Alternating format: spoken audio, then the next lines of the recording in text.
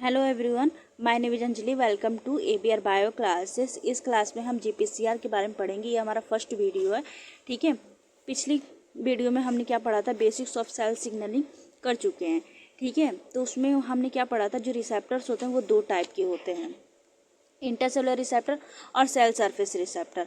ऐसे रिसेप्टर जो सेल्स के अंदर प्रेजेंट हो उन्हें हम इंटरसेलुलर रिसेप्टर कहते हैं, ठीक है। तो इनके जो लिगेंड होंगे, जो इंटरसेलुलर रिसेप्टर के जो लिगेंड होंगे वो कैसे होंगे, हाइड्रोफोबिक, स्मॉल हाइड्रोफोबिक होंगे, ठीक है। ये प्लाज्मा मेम्ब्रेन को ईजिली क्रॉस कर लेंगे। और सेल सरफेस रिसेप्टर जो होते हैं वो सेल्स के बाहर की तरफ प्रेजेंट होते हैं। तो ऐसे मॉलिक्यूल्स, इनका जो सेल सरफेस रिसेप्टर जो होता है उनका जो मॉलिक्यूल्स होता है वो कैसा होता है, वो हाइड्रोफिलिक होता है, लार्जर हाइड्रोफिलिक होता है, ठीक है। लार्जर हाइड्रोफिलिक होता है जो प्लाज्मा मेम्ब्रेन को इजीली क्रॉस नहीं कर पाता है। तो स्टार्ट करते हैं हम सेल सरफेस रिसेप्टर से, ठीक है। उनके टाइप्स देखते हैं, उसके बाद जीपीसीआर पढ़ेंगे। सेल सरफेस रिसेप्टर, ठीक है। सेल सरफेस रिसेप्टर जो होता है वो 3 टाइप का होता है। तो सबसे फर्स्ट हमारा क्या है, ion channel gated cell surface receptor, जिसे हम आयनोट्रॉपिक रिसेप्टर भी कहते हैं, ठीक है। आयन चैनल रिसेप्टर किसे कहते हैं, ऐसे रिसेप्टर जो एक्टिवेट होने के बाद आयन चैनल को ओपन या क्लोज करते हैं उन्हें हम क्या कहते हैं, आयन चैनल रिसेप्टर कहते हैं, ठीक है। Receptor that once activated open और क्लोज ए आयन चैनल्स। ऐसे रिसेप्टर जो कुछ ऐसे रिसेप्टर जो आयन चैनल से जुड़े रहते हैं, आयन चैनल को ओपन या क्लोज करते हैं अपने आप को एक्टिवेट करने के बाद, उन्हें क्या कहते हैं, आयन चैनल रिसेप्टर कहते हैं। इसका एग्जांपल क्या है, एसिटाइल कोलिन रिसेप्टर्स। सेकंड हमारा जीपीसीआर, जी प्रोटीन कपल रिसेप्टर, ठीक है। तो अभी स्टार्ट करेंगे जी प्रोटीन कपल रिसेप्टर, उसके बाद हम एंजाइम कपल रिसेप्टर के बारे में स्टडी करेंगे, ठीक है। तो थर्ड हमारा क्या, enzyme couple receptor. Enzyme couple receptor, ठीक है। तो एंजाइम से कपल वर्ड का मतलब क्या था, जुड़े, ठीक है, जुड़े हुए, एंजाइम से जुड़े हुए, एंजाइम कपल रिसेप्टर एंजाइम से जुड़े हुए। This receptor either have enzymatic activities of their on associated with other enzyme. Enzyme से जुड़े, या तो खुद के पास एंजाइम एक्टिविटीज होती है, कैटालिटिक प्रॉपर्टी होती है, या फिर किसी एंजाइम से जुड़ते हैं, उसे क्या कहते हैं, हम एंजाइम कपल रिसेप्टर कहते हैं, ठीक है। तो सबसे पहले हम स्टार्ट करते हैं जीपीसीआर, उसके बाद हम एंजाइम कपल रिसेप्टर की स्टडी करेंगे। सेल सरफेस रिसेप्टर जो होते हैं 3 टाइप के होते हैं, आयन चैनल कपल रिसेप्टर, जी प्रोटीन कपल रिसेप्टर जिसे जीपीसीआर भी कहते हैं, और तीसरा क्या है हमारा, एंजाइम कपल रिसेप्टर। तो ये तीनों इसका फिगर है, ठीक है। इसके बाद हम स्टार्ट करते हैं जी प्रोटीन कपल रिसेप्टर से। सबसे पहले स्टार्ट करते हैं हम जी प्रोटीन कपल रिसेप्टर से, उसके बाद हम देखेंगे एंजाइम कपल रिसेप्टर को। तो शुरू करते हैं जीपीसीआर से, ठीक है। जीपी मतलब जी प्रोटीन, सी वर्ड का मतलब होता है कपल्ड, कपल वर्ड का मतलब होता है pair, join, connected, R word का मतलब होता है रिसेप्टर्स, ठीक है। A receptor that associated with a G protein, एक ऐसा रिसेप्टर जो जी प्रोटीन के साथ एसोसिएटेड रहता है, उसके साथ जुड़ा रहता है, ठीक है। एक ऐसा रिसेप्टर जो जी प्रोटीन के साथ जुड़ा रहता है। जी प्रोटीन क्या है, जीटीपी बाइंडिंग प्रोटीन है। जब हम जी प्रोटीन की बात करते हैं तो जी प्रोटीन क्या है, जीटीपी बाइंडिंग प्रोटीन होता है, ठीक है। जब जीटीपी बाइंडिंग प्रोटीन है तो जी प्रोटीन जीटीपी से जुड़ता है तो इनएक्टिव होता है, ठीक है। और जब जी प्रोटीन जीटीपी से जुड़ता है तो एक्टिव होता है। तो हर जीटीपी बाइंडिंग प्रोटीन का यही है, ठीक है। ऐसे ही काम करता है हर जीटीपी बाइंडिंग, जब जीटीपी से जुड़ता है तो इनएक्टिव, और जब जीटीपी से जुड़ता है तो एक्टिव होता है। ऐसे ही जी प्रोटीन का भी है, ठीक है। जब जीटीपी से जुड़ेगा तो इनएक्टिव, और जब उसके बाद अगर जीटीपी से जुड़ता है तो एक्टिव होता है, ठीक है। जब हमें इनएक्टिव से एक्टिव में जाना है, इनएक्टिव से एक्टिव में जाना है तो किसका यूज करता है, ये जेफ का यूज करता है। जेफ क्या है, ग्वानिन न्यूक्लियोटाइड एक्सचेंज फैक्टर्स, ठीक है। जेफ काम कैसे करता है, ये क्या करता है, जीटीपी को निकालता है, जीटीपी को ऐड करता है, जीटीपी को निकालता है, जीटीपी को ऐड करता है, ठीक है। जब ये इनएक्टिव स्टेज में रहता है तो इसके पास 3 यूनिट्स होती हैं, ठीक है, अल्फा बीटा गामा, ठीक है। अल्फा बीटा गामा 3 यूनिट्स होती है। जी प्रोटीन इनएक्टिव स्टेज में होता है तब इसके पास 3 यूनिट्स होती है, अल्फा बीटा गामा, ठीक है। जब ये एक्टिव स्टेज में जाता है तो इसकी अल्फा अलग हो जाती है और बीटा गामा अलग हो जाती है, ठीक है। उसके बाद इसको जब एक्टिव से इनएक्टिव स्टेज में जाना तब क्या करता है, ये जीटीपी हाइड्रोलिसिस करते हैं, और ये कौन करवाता है, जीटीपीएस एंजाइम करवाता है, ठीक है। जब इसको एक्टिव से इनएक्टिव स्टेज में डालना होता है तो जीटीपी हाइड्रोलिसिस करते हैं, जो कौन करवाता है, जीटीपीएस एंजाइम करते हैं। ठीक है, जी प्रोटीन के बाद हम पढ़ेंगे जीपीसीआर। ठीक है, जीपीसीआर की बात करते हैं। तो जीपीसीआर का जो रिसेप्टर्स होता है वो कैसा होता है, 7 ट्रांस मेम्ब्रेन प्रोटीन होता है। ठीक है, 7 ट्रांस मेम्ब्रेन प्रोटीन मतलब कि 7 बार मेम्ब्रेन को क्रॉस कर रहा है। ये देखिए 7 बार मेम्ब्रेन को ये क्रॉस कर रहा है। ठीक है, तो 7 ट्रांस मेम्ब्रेन प्रोटीन का मतलब 7 ट्रांस मेम्ब्रेन रीजन होते हैं इसके पास। ठीक है, एक इंटीग्रल प्रोटीन है सर्पेंटाइन, ये है सर्पेंटाइन का मतलब क्या होता है, 7 टाइम क्रॉस करने वाला। ठीक है, इससे जुड़ा होता है जी प्रोटीन, इस रिसेप्टर से जुड़ा होता है जी प्रोटीन। तो हो गया ना जी प्रोटीन कपल्ड रिसेप्टर। ठीक है, लार्जेस्ट फैमिली ऑफ रिसेप्टर्स, आपकी सेल्स में जितनी भी रिसेप्टर्स मिलते हैं उनमें सबसे ज्यादा टाइप्स ऑफ रिसेप्टर्स वो कौन सा होता है, जीपीसीआर। ठीक है, इसके पास लिगेंड बाइंडिंग साइड भी प्रेजेंट होती है इसके सेंटर में। ठीक है, लिगेंड बाइंडिंग साइड भी प्रेजेंट होती है। इसका फिगर देखेंगे। ठीक है, ये प्लाज्मा मेम्ब्रेन है, प्लाज्मा मेम्ब्रेन है तो इससे प्रोटीन लगा जी प्रोटीन, जो जीपीसीआर है उससे कौन सा प्रोटीन लगा है, जी प्रोटीन लगा है। ठीक है, जी प्रोटीन के डोमेन्स कौन कौन से होंगे, रेस्ट डोमेन होंगे और एज डोमेन होंगे। ठीक है, G protein has Ras domain and AH domain. ठीक है, अब डोमेन किसे कहते हैं, डोमेन किसे कहते हैं, प्रोटीन के जो फंक्शनल पार्ट होते हैं, पूरा प्रोटीन फंक्शनल नहीं होता है, इनके कुछ कुछ पार्ट जो होते हैं वो फंक्शनल होते हैं, तो इन फंक्शनल पार्ट्स को हम डोमेन्स कहते हैं। ठीक है, अब आगे देखते हैं। अब हम देखेंगे जीपीसीआर काम कैसे करता है। ठीक है, तो ये जीपीसीआर है, ये इनएक्टिव फॉर्म में पड़ा हुआ है, तब इसके पास क्या होता है, जी प्रोटीन कपल रिसेप्टर है। तो ये जी प्रोटीन कपल रिसेप्टर है, तो जी प्रोटीन इससे जुड़ा हुआ है। ठीक है, तो जी प्रोटीन जब इससे जुड़ा हुआ है तो जी प्रोटीन किसका बना होता है, अल्फा बीटा गामा यूनिट का बना होता है। ठीक है, तो जब इसके पास अल्फा बीटा यूनिट्स होगी, अल्फा बीटा गामा यूनिट्स होगी, तभी कैसे रहेगा, जीटीपी रहेगा। ठीक है, इसके पास क्या रहेगा, जीटीपी रहेगा, जीडीपी रहेगा। ठीक है, तो जब इससे जीपीसीआर से लिगेंड आके बाइंड करेगा तब जीपीसीआर एक्टिव हो जाएगा। एक्टिव होने के बाद ये जेफ की तरह काम करेगा। जब जेफ की तरह काम करेगा तो ये क्या करेगा, जीडीपी को निकालेगा और जीटीपी को ऐड करेगा। क्या करेगा, जेफ की तरह काम करेगा। जब जीपीसीआर एक्टिव होगा तो जेफ की तरह काम करेगा, तो ये क्या करेगा, जीडीपी को निकालेगा, जीटीपी को ऐड करेगा। ठीक है, तो इसकी जो अल्फा बीटा गामा यूनिट्स होती है तो ये अलग हो जाती हैं। जब ये जीडीपी को निकालता है और जीडीपी को ऐड करता है तो उसके बाद जो ये यहाँ पे जो अल्फा बीटा गामा यूनिट्स होती है ये अलग हो जाती है। तो जी अल्फा अलग हो जाती है जीडीपी को लेके और जी बीटा गामा अलग हो जाती है। ठीक है, तो इसका ये नॉर्मल फंक्शन था। अब इसके बाद देखते हैं type of ji protein. Type of ji protein, तो इसकी कुछ टाइप्स हैं उसको देखते हैं। तो फर्स्ट है हमारा जी एस, सेकेंड जी आई, जी क्यू, जी 12, 13। ठीक है, तो जी एस, एस का मतलब क्या होता है, स्टूमुलेट या एक्टिवेट। ठीक है, स्टूमुलेट करना या एक्टिवेट करना। तो किसको एक्टिवेट करती है, G S alpha unit activate adenine साइक्लेज। ये किसको एक्टिवेट करती है, एक्टिव जी अल्फा यूनिट जो होती है वो एक्टिवेट करती है एडेनिन साइक्लेज को। ठीक है, तो जी प्रोटीन जो होता है वो अल्फा बीटा गामा 3 यूनिट से मिलकर बना होता है, 3 यूनिट इसके पास होता है। तो जब जी एस एक्टिवेट होता है तो इसकी अल्फा यूनिट अलग हो जाती है और बीटा और गामा यूनिट्स अलग हो जाती है। तो उसकी जो अल्फा यूनिट्स होती है वो क्या करती है, एडेनिन साइक्लेज को एक्टिवेट करती है। ठीक है, जी आई क्या करता है, ये इनहिबिट, आई मतलब इनहिबिट। ठीक है, तो जी अल्फा आई इनहिबिट एडेनिन साइक्लेज। ठीक है, जी क्यू क्या करती है, किसको एक्टिवेट करती है, फास्फोलाइपेज सी बीटा को। जी 12, 13 ये क्या करती है, एक्टिवेट जेफ, ये एक्टिवेट करती है जेफ को, जो साइटोस्केलेटन सिस्टम में जो जेफ चाहिए हमें उसको एक्टिवेट करती है। ठीक है, activate Jeff for cytoskeleton moments. ये किसको एक्टिवेट करती है, ये जेफ को एक्टिवेट करती है, जो साइटोस्केलेटन सिस्टम में हमें जो जेफ चाहिए उसको एक्टिवेट करती है। ठीक है,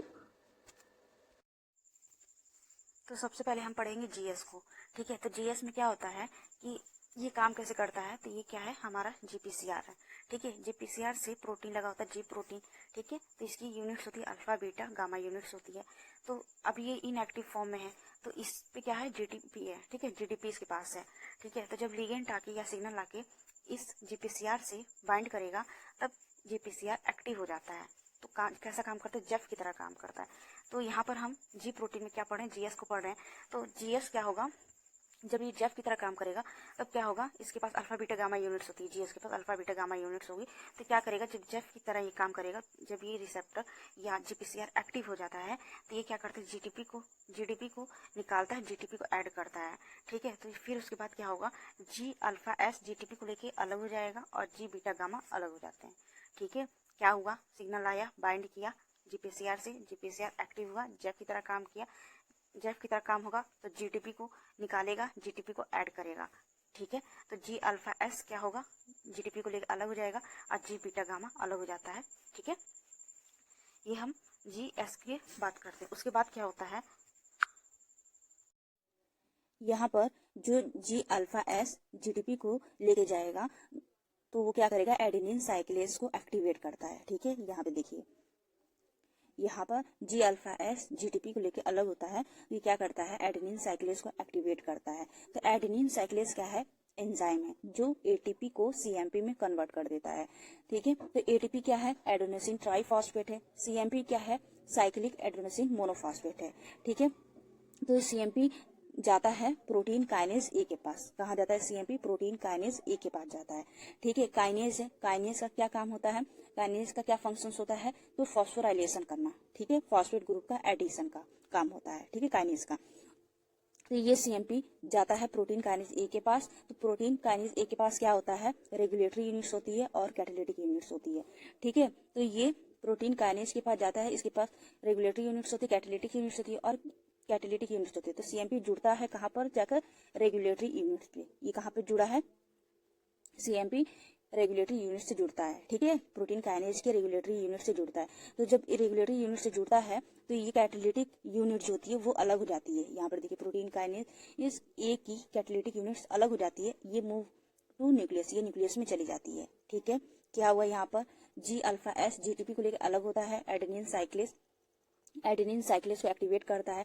एडेनिन साइक्लेज एंजाइम है, ये क्या करता है, एडेनिन साइक्लेज एटीपी को सीएमपी में कन्वर्ट कर देता है, ठीक है। और ये जाता है प्रोटीन काइनेज ए के पास, ठीक है। प्रोटीन काइनेज ए के पास क्या होता है, रेगुलेटरी यूनिट्स होती है और कैटालिटिक यूनिट्स होती है। तो ये सीएमपी कहाँ पे जुड़ता है, रेगुलेटरी यूनिट्स पे जुड़ता है, ठीक है, रेगुलेटरी यूनिट्स पे सीएमपी जुड़ता है, ठीक है। जब उससे जुड़ता है तो इसकी जो कैटालिटिक यूनिट्स होती है वो अलग हो जाती है, प्रोटीन काइनेज ए की जो कैटालिटिक यूनिट होती है वो अलग हो जाती है और ये चली जाती है न्यूक्लियस में, ठीक है। तो यहाँ पर जो रेगुलेटरी यूनिट्स कितनी प्रेजेंट होंगी, 2 रेगुलेटरी यूनिट्स यहाँ पे प्रेजेंट होंगी, ठीक है। 2 रेगुलेटरी यूनिट्स भी प्रेजेंट होगी, 2 कैटालिटिक यूनिट्स भी प्रेजेंट होंगी। और सीएमपी इसमें कितने होंगे, तो एक रेगुलेटरी यूनिट्स के पास 2 सीएमपी होंगे, एक रेगुलेटरी यूनिट्स के पास 2 सीएमपी होंगे, ठीक है।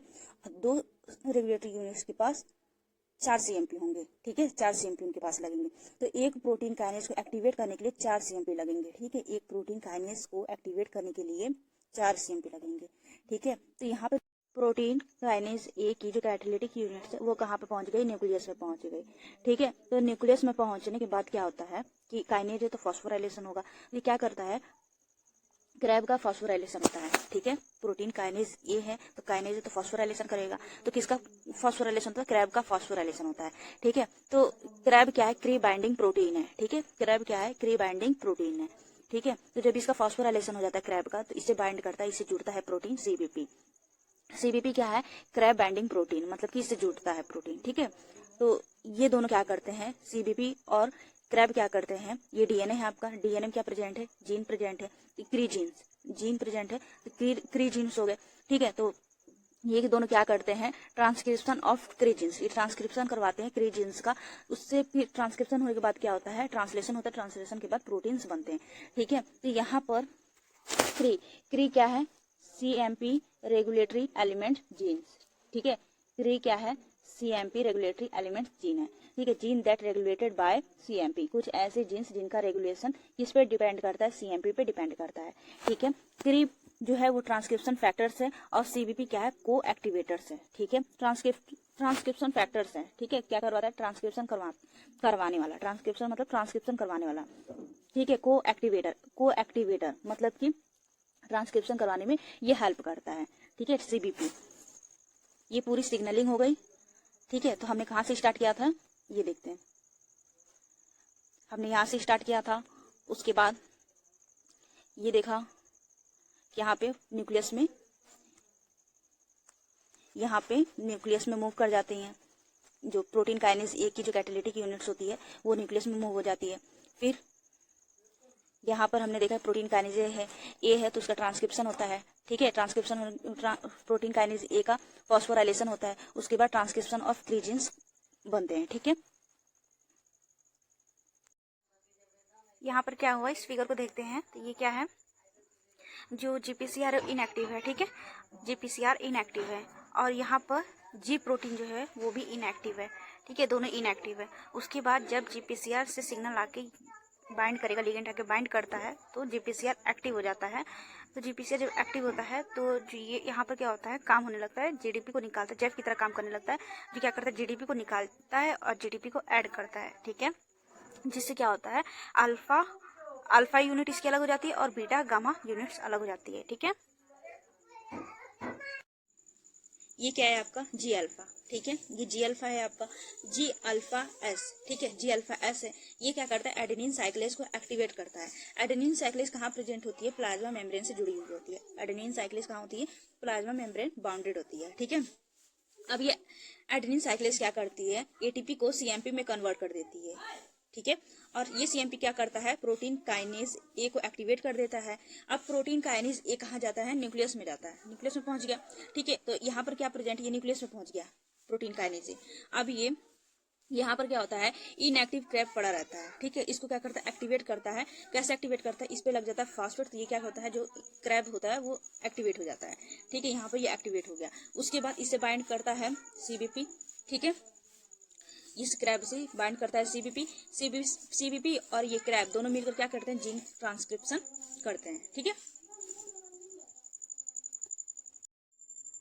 सीएमपी से ट्रांसक्रिप्शन ऑफ जीन्स तो हो रहा है, ठीक है, सीएमपी से ट्रांसक्रिप्शन ऑफ जीन्स हो रहा है, लेकिन कुछ जीन्स रिस्पॉन्स भी हो रहा है, ठीक है। जरूरी नहीं कि सीएमपी चाहे हमेशा ट्रांसक्रिप्शन ऑफ जीन्स ही करवाए, कुछ अदर चीज भी करवा सकता है, जैसे कि कुछ एंजाइम एक्टिवेट कर सकता है, सेल्स कॉन्ट्रैक्शन करा सकता है, ठीक है। यहाँ पर इस टेबल को देखते हैं, ठीक है, इस टेबल को देखते हैं। Some hormone induced cell response mediated by CMP, ठीक है, ये सारे हार्मोन्स हैं, ये सारे हार्मोन्स से सीएमपी बनाते हैं, सीएमपी से बनने वाली ये सारी रिस्पॉन्स हैं, ठीक है। ये हार्मोन से क्या करते हैं, जीपीसीआर से लगते हैं और सीएमपी बनाते हैं, सीएमपी से बनने वाले रिस्पॉन्स होते हैं, ठीक है। जीपीसीआर का एक ही लिगेंड तो नहीं होगा ना, जीपीसीआर के बहुत सारे लिगेंड होंगे, तो जो सीएमपी से काम करेंगे, तो ये हार्मोन्स क्या करते हैं, जीपीसीआर से लगते हैं, सीएमपी बनाते हैं और सीएमपी से बनने वाले ये रिस्पॉन्स होते हैं। जैसे थायराइड स्टिमुलेटिंग हार्मोन्स, ये क्या करता है, thyroid hormone synthesis and secretion करवाता है, ठीक है। तो यहाँ पर कौन सा जीन्स प्रेजेंट होगा, क्री जीन्स होगा। सीएमपी से बनने वाली चीज पे कौन सा जीन्स होगा, क्री जीन्स होगा, मतलब थायराइड हार्मोन्स का जो जीन्स है उसके अंदर क्री जीन्स होगा, क्री एलिमेंट्स जरूर होगा, ठीक है। एडिनोकार्टिकोट्रॉफिक हार्मोन्स, यहाँ पर भी क्री जीन्स प्रेजेंट होगा, ये क्या करवाता है, कॉस्ट्यूल से सिक्रीशन करवाता है। ल्यूटिनाइजिंग हार्मोन्स, यहाँ पर भी क्री जीन्स प्रेजेंट होगा, ये क्या करता है, प्रोजेस्टेरोन सिक्रीशन करवाता है, ठीक है। एडिनाइलिन, यहाँ पर क्या होता है, एडिनाइलिन जो होता है यहाँ पर क्या होता है, ग्लूकोजन ब्रेकडाउन करवाता है ये, और यहाँ पर क्री जीन्स नहीं होगा, एंजाइम एक्टिवेशन होगा, ठीक है। प्रोथ्रोम्बोन क्या करवाता है, बोन्स रीअब्जॉर्प्शन कराता है। एडिनाइलिन क्या कराता है, increase in heart rate and force of contraction, ये यहाँ पर क्या होता है, ये हार्ट रेट को बढ़ाता है और फोर्स ऑफ कॉन्ट्रैक्शन भी करवाता है, ठीक है। ग्लूकागोन ये क्या करवाता है, ग्लूकोजन ब्रेकडाउन करवाता है, ठीक है। बेसोप्रीन वाटर रीअब्जॉर्प्शन कराता है, और ये सारे क्या करवाते हैं, ट्राइग्लिसराइड ब्रेकडाउन करवाते हैं, ठीक है। ये सारे हार्मोन्स क्या करते हैं, ये सारे हार्मोन्स क्या करते हैं, सीएमपी से लगते हैं और ये सारे रिस्पॉन्स आते हैं। Thank you so much watching this video.